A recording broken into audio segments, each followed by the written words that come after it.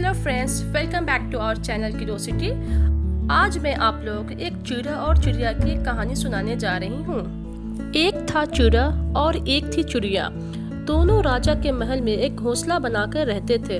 एक दिन राजा महल में बैठा था तो घोंसले से थोड़ा सा कचरा गिरकर राजा के सर पर आ गिरा।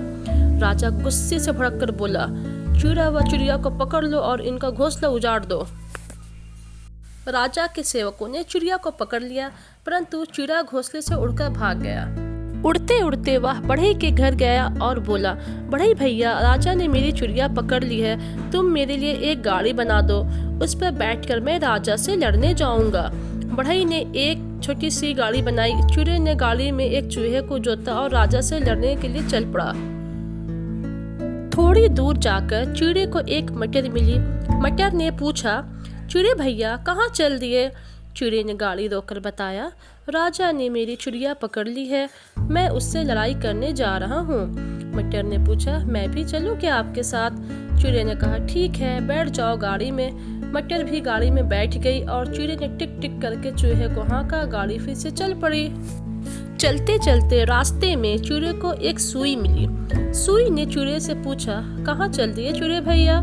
चिड़े ने बताया, राजा से मेरी चिड़िया पकड़ ली है, मैं उससे लड़ाई करने जा रहा हूँ। सुई ने पूछा, मैं भी चलूँ क्या? चिड़े ने कहा, ठीक है, बैठ जाओ इस गाड़ी में। सुई भी गाड़ी में बैठ गई। चिड़े ने चूहे को हाँका और फिर से गाड़ी चल पड़ी। चलते चलते थोड़ी दूर पर चिड़े को एक और बिच्छू मिला। बिच्छू ने पूछा, चिड़े भैया कहाँ चल दिए? चिड़े ने गाड़ी रोककर बताया, राजा ने तो मेरी चिड़िया पकड़ ली है, मैं उसी से लड़ाई करने जा रहा हूँ। बिच्छू ने पूछा, भैया मैं भी क्या चलूँ? चिड़िया ने कहा, आ जाओ। बिच्छू भी चिड़िया की गाड़ी में बैठ गए और चिड़िया ने चूहे को हाँक दिया। थोड़ा और आगे चलकर चिड़िया को मिली रस्सी और डंडा। रस्सी और डंडे ने चिड़िया से पूछा, कहाँ चल दिए चिड़िया भैया?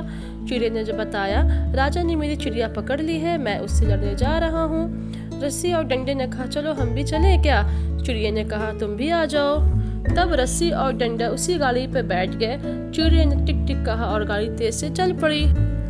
शाम होने तक चिड़े की फौज राजमहल के पीछे पहुंच गई। चिड़े ने गाड़ी रोक दी और उसकी फौज राजमहल पर कूद पड़ी। मटर राजा के अलाव में छिपकर बैठी। सुई इसके बिस्तर में घुस गई। बिच्छू दिए के पास चिपक गया और रस्सी डंडा महल के दरवाजे पर लेट गया। चिड़ा महल के मुंडेर पर बैठकर सब कुछ देखने लगा।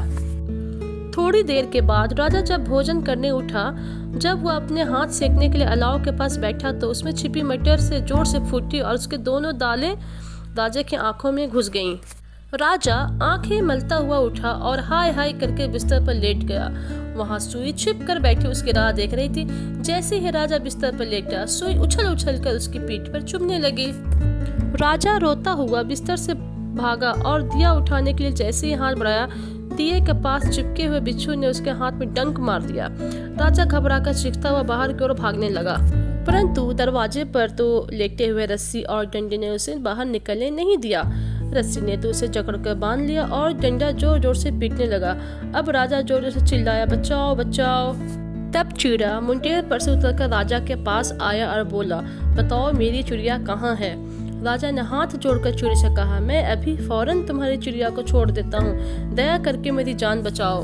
चिड़े ने रस्सी और डंडे की कैद से राजा को छुड़वा दिया। राजा ने उसकी चिड़िया को तुरंत छोड़ दिया।